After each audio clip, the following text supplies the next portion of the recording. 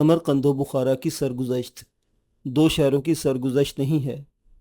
समरकंद व बुखारा से मुराद तुर्कस्तान की वो सरजमीन है जो इस्लामी तारीख में मावरा उन नहर के नाम से मशहूर है। समरकंद व बुखारा मिल्लत इस्लामी की अजीमुशान तारीख का ज़र्री बाब है। इस खाक से उम्मत की बड़ी बड़ी नामवर शख्सियतें पैदा हुई जिन्होंने उसकी दीनी, इल्मी, तहजीबी और सियासी तारीख को रंगो आब देने में ग्रां कद्र हिस्सा लिया। समरकंद व बुखारा की खूनी सरगुज़श्त इसी सरजमीन से ताल्लुक़ रखती है। जब सोशलिज्म इस इलाके पर मुसल्लत हुआ तो इस पर क्या गुजरी। समरकंद व बुखारा की खूनी सरगुज़श्त किस्त नंबर 1। वो रात मुझे मरते दम तक न भूलेगी। बरस हा बरस गुजर चुके हैं लेकिन आज भी उस रात का एक एक लम्हा मेरे जहन की तख्ती पर नक्श है। शब रोज़ की हज़ारों गर्दिशों के बावजूद उस रात की यादों की चमक दमक में कोई कमी ना आई। बाज़ औक़ात तो यूँ महसूस होता है जैसे अम्मी जान अहाते की दीवार के पास खड़ी मुझे रुखसत कर रही हैं और फरमा रही हैं, बेटे अल्लाह तुम्हारा हाफिज़ व निगरां हो, मेरी नसीहतों को मत भूलना वरना मैं तुमसे खुश ना होंगी। ये 1931 का जिक्र है। आखिर फरवरी या शुरू मार्च की कोई तारीख थी। मैं अपने घर में खलावत पर पड़ा सो रहा था कि अम्मी जान ने मुझे आहिस्ता से झिंझोड़ कर जगाया। आंखें मलता हुआ उठ बैठा। फ़ौरन ही सारा मामला मेरी समझ में आ गया। वो घड़ी आ पहुंची थी जिसके लिए माँ बेटा कई दिनों से सलाह मशवरा कर रहे थे। बेटा उठो, वज़ू करो, अम्मी जान ने कहा। यह कहकर वो मुड़ी और कूज़े में पानी भरने लगी। मैंने तहारत से फारिग होकर वज़ू किया, फिर खुद अम्मी जान ने भी वज़ू किया। अब हम दोनों माँ बेटा बारगाह ईज़दी में झुक गए, दोगाना अदा किया। अम्मी जान ने औरादो वज़ाइफ पढ़कर मुझ पर फूंका, फिर बावर्ची खाने में चली गई। कोई 15-20 मिनट के बाद दस्तरखान उठाए तशरीफ़ लाईं। एक हाथ में बटेर के सीख कबाब थे। एक कबाब अपने हाथ से खिलाया। खाना खा चुका तो कहने लगी, मेरे जिगर गोशे उठो और अपने मासूम भाई बहनों का आखिरी ज़िंदा दीदार कर लो। मैं बढ़कर उनकी चारपाई के करीब पहुंचा। कम सिन मासूम फरिश्ते दुनिया जहान से बेखबर पड़े सो रहे थे। मासूमियत की लो उनके चेहरों पर दमक रही थी। मैंने बारी बारी इनकी पिशानी पर हाथ रखा और उनके हक़ में अल्लाह ताला से खैर व आफियत मांगी। वो वक्त मेरे लिए बेहद सब्र आजमा था। मुहब्बत और शफ़क़त के सोते मेरे दिल की गहराइयों से उबलने लगे। अब मैं अपने भाई बहनों को शायद कभी ना देख सकूंगा, मैंने सोचा। मान मेरी आंखों में आंसू मड आए जिन्हें मैंने पलकों में खुश करने की कोशिश की। अम्मी जान थी तो 65 बरस की, लेकिन जवानों से ज़्यादा बाहिम्मत थी। कुछ देर तक दम साधे मेरी तरफ देखती रही, फिर बोली, आओ बेटा। उनकी आवाज़ में हल्का सा इर्ताश था। ऐसा मालूम होता था वो अपने जज्बात पर काबू पाने की कोशिश कर रही है। उन्होंने एक छोटा सा तकिया नुमा बिस्तर उठाया और चल पड़ी। मैं इनके पीछे पीछे हो लिया। कमरे से निकलकर हम सेन में पहुंचे। सेन से बागीचे का रुख किया, बागीचे का दरवाज़ा खोला और अंदर दाखिल हुए। अब हम खुले आसमान के नीचे दरख्त और पौधों के दरमियान खड़े थे। अम्मी जान ने मेरी पेशानी चूमी और फरमाया, बेटे तुम मेरे बुढ़ापे का सहारा और उम्मीदों का मरकज़ हो, मगर जैसा कि तुम देख रहे हो तुम वतन अजीज़ में रहकर एक मुसलमान की हैसियत से मेरी खिदमत नहीं कर सकते। चुनांचे मैं तुम्हें दीन व ईमान और वतन अजीज़ की खातिर किसी आज़ाद मुल्क में चले जाने की इजाज़त देती हूँ। अलबत्ता एक शर्त है, वो ये कि जहाँ तक मुमकिन हो तुर्कस्तान के मुसलमानों की बेबसी और दीन की बेहुरमती की खबर तमाम मुसलमानों और आज़ाद कौमों तक पहुँचा दो। बेटे मैंने वज़ू किए बगैर तुम्हें कभी दूध नहीं पिलाया। अगर तुमने इस मकसद को फरामोश कर दिया तो मैं कभी राज़ी ना होंगी। इंसान का मुजद्दद शर्फ यह है कि वो अपने कौलो करार का पाबंद रहे। फिर अम्मी जान ने मुझे वो छोटा सा तकिया नुमा बिस्तर दिया। कोई 2 सेर वज़न होगा, कहने लगी, इसकी हिफाजत करना, बिलखुसूस इसके अंदर जो कुरान करीम है उसे हज़रे जा बना कर रखना। मंजिल मकसूद पर पहुंच जाओ तो इसकी मौजूदा जिल्द उतार कर नई बनवा लेना। पुराने गत्ते को अपने हाथ से तोड़ना और फिर इसे जला डालना और राख किसी दरिया या कुएं में डाल देना। मज़ीद ताकीद के तौर पर फरमाया, देखो तुम्हें कोई चीज़ अपने पैदाइशी वतन से गाफिल ना करे। हमदर्दों की हमदर्दी फरामोश ना करना। जो तुम्हारे खुदा का दुश्मन और मुल्क का गासिब है वो कभी तुम्हारा दोस्त और बही ख्वाह नहीं हो सकता। बुज़दिल इंसान अपनी मंजिल मकसूद से महरूम रहता है। मौत एक बार आएगी। ईमान से बढ़कर कोई दौलत नहीं। मर्द अपने कोल से नहीं फिरते। जो शख्स इन 3 बातों को नज़रअंदाज कर देता है इसका वजूद कोड़ी का नहीं रहता। अम्मी जान देर तक पिंदो नसीहत करती रही। कोई 3 सवा 3 का अमल होगा। पिछले पैर के सन्नाटे में कभी कभी किसी मुर्ग की बांग सुनाई देती। चांदनी छटकी हुई थी। दरख्तों के साए फैलते जा रहे थे। बागीचे से गुजरकर हम अहाते की दीवार के नीचे पहुंचे। अम्मी जान ने हाथ उठाकर दुआ की, फिर मेरे सर पर दस्त से शफकत फेरा और मेरे कंधे को थपकते हुए कहा, जाओ बेटा, اللہ تمہارا ساتھی اور مددگار ہے۔ میں نے ایک آخری نظر اپنے باغ اور گھر پر ڈالی۔ اس باغ میں کتنے ہی پودے میں نے اپنے ہاتھ سے لگائے تھے اور انہیں خون اور پسینے سے سینچا تھا۔ اس گھر میں پیدا ہوا، پلا بڑھا اور پروان چڑھا وہ گھر جو ہماری صدیوں کی خاندانی روایات کا امین تھا، جس کے ایک ایک پتھر سے ماضی کی داستانیں اور میرے اپنے بچپن کی یادیں وابستہ تھیں۔ میں نے ٹھنڈی سانس بھری، امی جان کو سلام عرض کیا، دیوار پر چڑھا اور باہر کود گیا۔ ہمارے باغیچے اور بڑی سڑک کے درمیان قبرستان تھا۔ قبرستان میں ہو کا عالم تھا۔ شکستہ قبریں اور اونچے نیچے مٹی کے ڈھیر دیکھ کر ہول سا طاری ہو گیا، تاہم دل کڑا کر کے قبرستان میں داخل ہوا۔ ہاتھ میں امی جان کا دیا ہوا عطیہ تھا۔ ابھی چند ہی قدم چلا تھا کہ باغیچے میں سے ایک لمبی ہو کی آواز آئی۔ فوراً پلٹا اور باغ میں آیا۔ امی جان دیوار کے نیچے بے ہوش پڑی تھیں۔ منہ پر پانی چھڑکا تو آنکھیں کھول دی۔ مجھے اپنے پاس دیکھ کر کہا، تم واپس کیوں آ گئے؟ اپنی منزل کھوٹی نہ کرو۔ ہمارا نگہبان وہ قادر توانا ہے جس کے وجود پر یقین ہر ذی علم کا سرمایہ زندگی ہے۔ میں باغ سے نکلا اور نامعلوم منزل کی طرف چل پڑا۔ میں اپنے گھر سے رات کے وقت چوری چھپے کیوں نکلا؟ کہاں کہاں کی خاک چھانی اور کن مصائب سے دوچار ہوا؟ ان سوالات کا جواب دینے سے پہلے مجھے ماضی کی طرف لوٹنا پڑے گا۔ فرغانہ، جو آج کل ازبکستان کہلاتا ہے، کہ ضلع انزجان میں ایک چھوٹا سا قصبہ قائقی ہے۔ میں اسی قصبے میں 1915 میں پیدا ہوا۔ میرے والد کا نام خوجہ خان داملہ ہے۔ داملہ ترکی میں مولانا کو کہتے ہیں۔ دادا کا نام حضرت الشیخ عزت اللہ ہے اور نانا غیاث الدین ایشان مگاگانی ہے۔ یہ سب حضرات اپنے وقت کے جید عالم تھے۔ نانا جان پورے ترکستان میں استاد العالم کہلاتے تھے۔ ان کے شاگردوں کا حلقہ بہت وسیع تھا۔ والد کے سلسلہ نسب میں 4 پشت تک علماء دین اور سلسلہ نقش بندیہ کے خلفاء ملتے ہیں۔ والدہ کی طرف سے میرا شجرہ نسب سیدنا حسین رضی اللہ تعالیٰ عنہ سے ملتا ہے۔ میرے ننیال کے بزرگ قتیبہ بن مسلم کے ہمراہ تبلیغ دین کے لیے ترکستان آئے تھے اور پھر یہیں کے ہو رہے۔ اس وقت سے اس گھرانے میں بڑے بڑے شیوخ اور علماء پیدا ہوئے جن کے مزار میرے زمانہ ہجرت تک موجود تھے۔ جب روسی زاروں نے ترکستان پر جارحانہ حملہ کیا تو میرے نانا غیاث الدین ایشان اور والدہ کے ماموں باتور ترمگانی اس جارحیت کی مزاحمت کرنے والوں کی صف اول میں شامل تھے۔ چنانچہ اس جرم میں عمر بھر نظر بند رہے اور نظر بندی کی حالت میں ہی انتقال ہوا۔ میرے 3 ماموں عبد الحمید خان تورا، عبد الرشید خان تورا اور محی الدین خان تورا بڑے متقی اور صاحب زہد و ورع بزرگ اور مرجع خاص و عام تھے۔ واضح رہے کہ خان کا لفظ ترکستان میں یا تو سیدوں کے لیے استعمال ہوتا ہے یا بادشاہوں کے لیے۔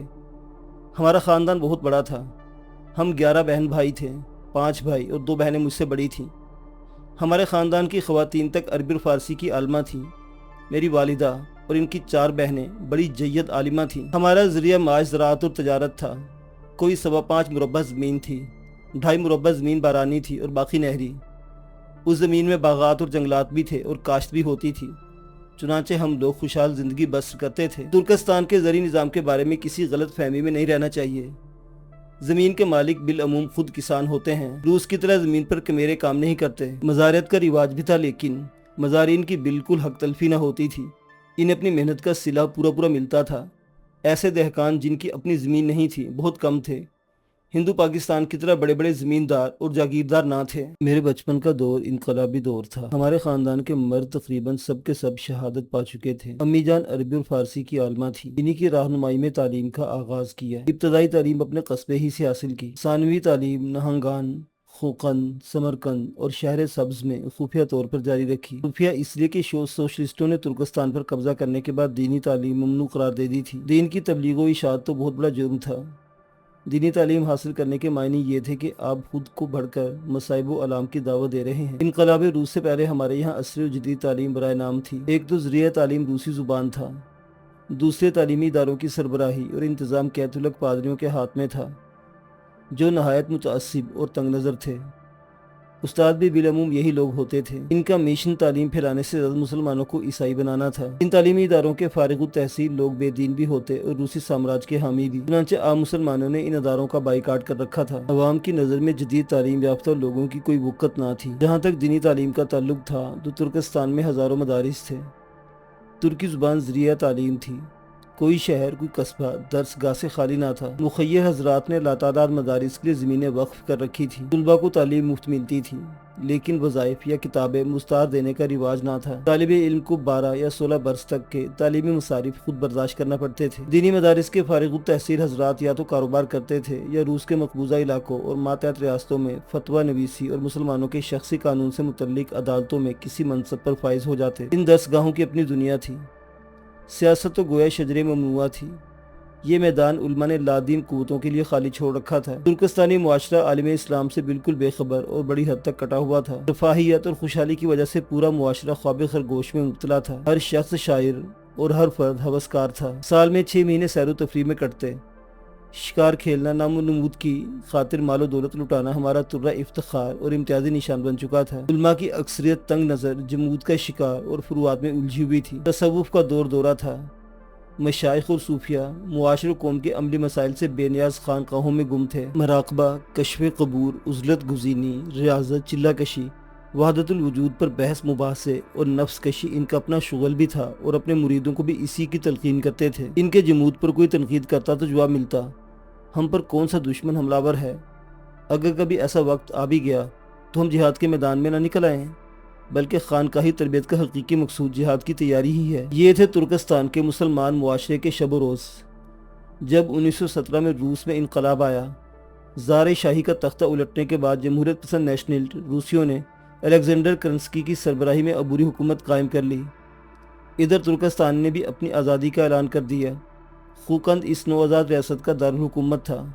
کرنسکی حکومت نے ترکستان کی اس آزاد مملکت کو تسلیم کر لیا، لیکن اس کے پاس ایک دستہ فوج بھی نہ تھی۔ ملیشیا کے نام سے پولیس کے دستے تھے۔ تاہم آزاد حکومت کے رہنماؤں نے آزادی کو مستحکم کرنے کے لیے دن رات ایک کر دیا۔ علماء نے بھی ان کے ساتھ پورا تعاون کیا۔ دستور ساز مجلس وجود میں آئی اور دستور سازی کا کام پوری تیزی سے شروع ہو گیا۔ اس اثنا میں کمیونسٹوں نے لینن کی قیادت میں کرنسکی حکومت کا تختہ الٹ کر روس پر قبضہ کر لیا۔ فروری 1918 میں سوشلسٹ روس تک ترکستان پر چڑھ دوڑا اور اس کی چند روزہ آزادی کو موت کے گھاٹ اتار دیا۔ دسمبر 1921 میں اس نے بخارا اور جمہوریہ خیبر پر اپنے سامراجی چنگل گاڑ دیے۔ کمیونسٹوں نے ترکستان پر مسلط ہوتی زمینیں، باغات، دکانیں اور کارگاہیں غصب کر لیں۔ کسان، تاجر، علماء اور مذہب سے وابستہ افراد، خواہ وہ پڑھے لکھے سفید پوش تھے یا ان پڑھ، مزدور اور کاشتکار، سب کو حقوق شہریت سے محروم کر دیا گیا۔ نماز روزہ جرم قرار پائے، حج پر پابندی لگا دی اور مسجدیں بند کر دیں۔ مسجدیں بند کرنے کے لیے مکارانہ ہتھ کنڈے اختیار کیے گئے۔ سب سے پہلے مسجدوں اور مدرسوں کے اوقاف ضبط کر دیے گئے۔ اس طرح مسجدیں اور دینی درسگاہیں اپنے وسائل زندگی سے محروم ہو گئیں۔ پھر مسجدوں پر بھاری ٹیکس عائد کر دیے گئے۔ جب لوگوں نے چندہ جمع کر کے ٹیکس ادا کیا تو چندہ دینے والوں پر دفینہ ٹیکس لگا دیا گیا۔ اعلانیہ کہا جانے لگا کہ جو لوگ مسجدوں کا ٹیکس ادا کرتے ہیں انہوں نے خزانے چھپا رکھے ہیں، ہم یہ خزانے ان سے اگلوائیں گے۔ اب مسجد ٹیکس ادا کرنے کی جرت کون کرتا؟ چنانچہ جب مقررہ میعاد میں ٹیکس ادا نہ ہوتا تو ایک ہفتے بعد مسجد پر جرمانہ عائد کر دیا جاتا، جو وقت کی رفتار کے ساتھ ساتھ بڑھتا رہتا۔ ادھر جو لوگ نماز پڑھتے ان پر نمازی ٹیکس عائد کر دیا گیا۔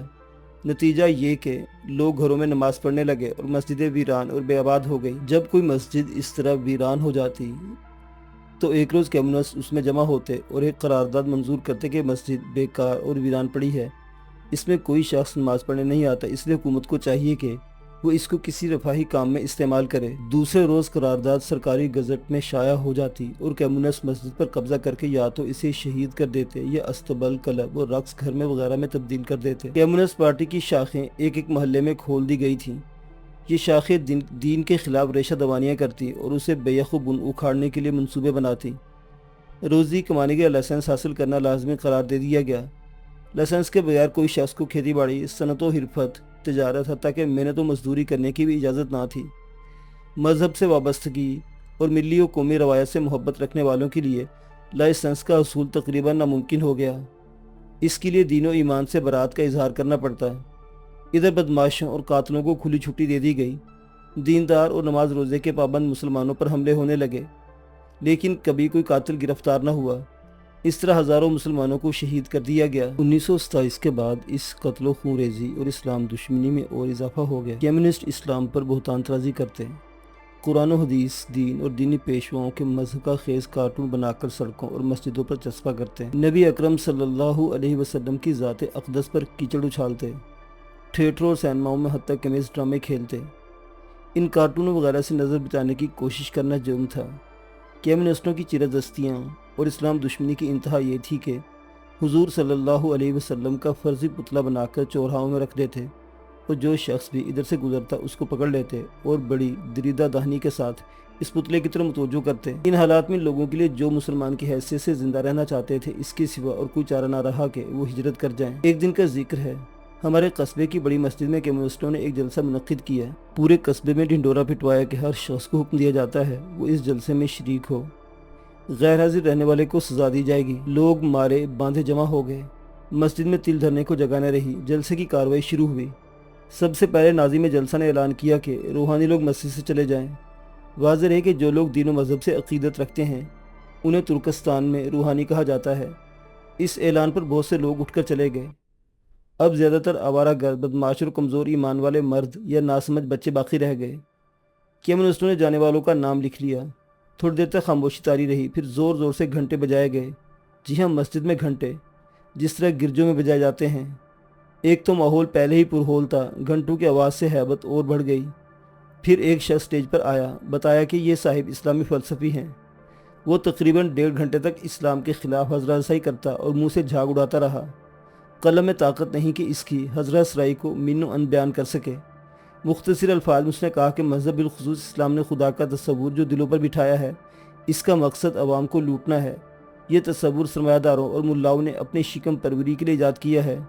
اللہ، رسول، یوم آخرت، حشر و نشر، جنت و دوزخ، فرشتے اور جنات وغیرہ تمام عقائد ڈھکوسلے ہیں اور روحانیوں کا بھی چھایا ہوا دام تصویر۔ کمیونسٹ پارٹی ان تصورات کا قلع کما کر کے عوام اور محنت کشوں کے دام ترویج سے چھٹکارا دلانے کا عزم صمیم رکھتی ہے۔ مقرر جوش تقریر میں چلایا، کیا کوئی صاحب سوال کرنا چاہتے ہیں؟ اس دریدہ دہن کی خرافہ سن کر میرا خون کھول رہا تھا۔ میں تڑپ کر اٹھا اور کمیونسٹوں کے تیوروں کی پرواہ نہ کرتے ہوئے بولا، جو لوگ تمہیں اس خرافات کا جواب دے سکتے تھے انہیں تو تم نے نکال دیا، کیا اب ان کی روحوں سے جواب مطلوب ہے؟ جوش کے عالم میں جانے کیا کچھ کہہ گیا، بس اتنا احساس ہے کہ مسجد میں سناٹا چھایا ہوا تھا اور اس سناٹے میں میری آواز گونج رہی تھی۔